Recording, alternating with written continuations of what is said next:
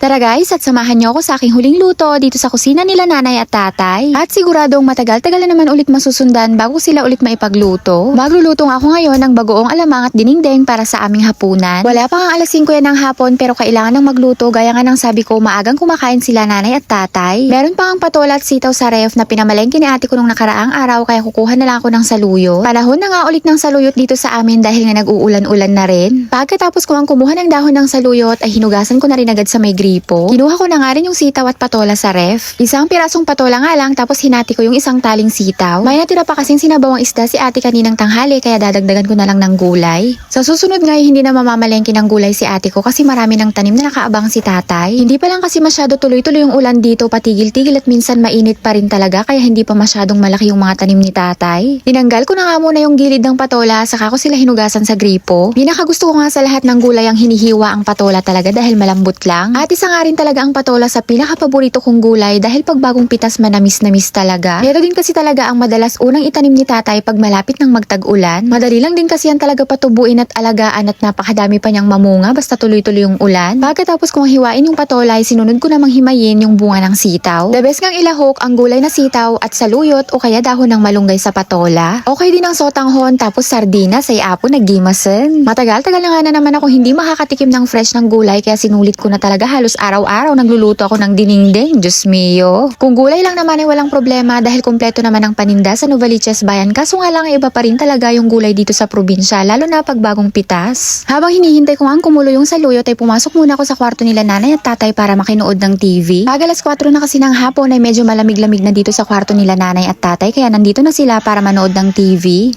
Pagkakulungan ng tubig at saluyot ay nilagay ko na rin yung ibang gulay. Hindi ko na nga hahaluan ng isda dahil nga nagsinabawang tilapia na kami kaninang tanghali. Basta may bagoong isda at konting magic sarap ay masarap na yan. Tinakpan ko na nga muna ulit para kumulo pa para maluto pa yung mga ibang gulay na nilagay ko kanina. Pagkakulo nga ay pwede na, medyo masabaw nga yung luto ko dahil nga maghahanap ng sabaw si Samira at si Cypher. Nasanay din kasi talaga yung dalawang anak ko sa sabaw ng gulay dahil nga kahit nasa Maynila kami ay madalas pa rin talaga ako magluto ng dinengdeng or inabraw. Pagkaluto nga ng gulay ay naghanda naman ako ng panggisa sa bagoong alamang, sibuyas, bawang, luya at saka sili. Ilang taon na nga rin kami nakatira sa Maynila pero wala pa rin tatalo sa bagoong alamang ng Pangasinan. Ang bagoong alamang kasi dito sa amin ay pwede mong kainin kahit sariwa pa, kahit hindi pa nagisa, lagyan mo lang ng kamatis, masarap. Hindi katulad ng nabibili sa Maynila, Diyos mio, sinasandok pa lang sa lagayan, nangangamoy na. Gigisahin ko pala siya sa taba ng baboy, sabi nga ni tatay wag ko daw ilagay yung karne dahil nga naninigas pag matagal na. Kaya tinanggal ko nga yung laman ng baboy at yung taba lang yung kinuha ko. 4 na supot nga yung pinabili ko sa ate ko na alamang para madami. Para pag nagkataong walang maulam sila nanay at tatay ay meron silang ulam dahil masarap naman yan isabay sa kanin lalo na pag mainit. Kung tutuusin, hindi naman mawawala ng ulam dito dahil marami namang gulay na makukuha sa paligid pero syempre nakakasawa din pag lagi-lagi. Ginisa ko na nga yung bawang, sibuyas at saka luya. Pwede nga din sanang sabayan ng kamatis sa paggisa kaso nga lang ay ginto ang kamatis ngayon kaya pwede na yan. Nang magisa na nga yung mga ricado ay nilagay ko na rin yung baboy. Gigisahin ko nga maigi para lumabas yung sariling mantika ng taba ng baboy. Nang mag-brown-brown na nga yung taba ng baboy ay nilagay ko na rin yung alamang. Gaya nga nang sabi ko guys, hindi ako maalam magluto at simple lang talaga ako magluto. Pinakayaw ko sa lahat yung matrabaho at matagal lutuin. Lalo na sa kagaya kong napakabisi ang buhay, pakulong gulay nga lang at timplahan ng bagoong ay okay na sa akin. Naglagay nga din ako ng asukal para naman hindi masyadong maalat. Yan muna guys for today's video at sana nakarating ka hanggang dito sa dulo. At kung nagustuhan mo tong video na to ay pa-like and share naman, pa-follow na din. Yan na guys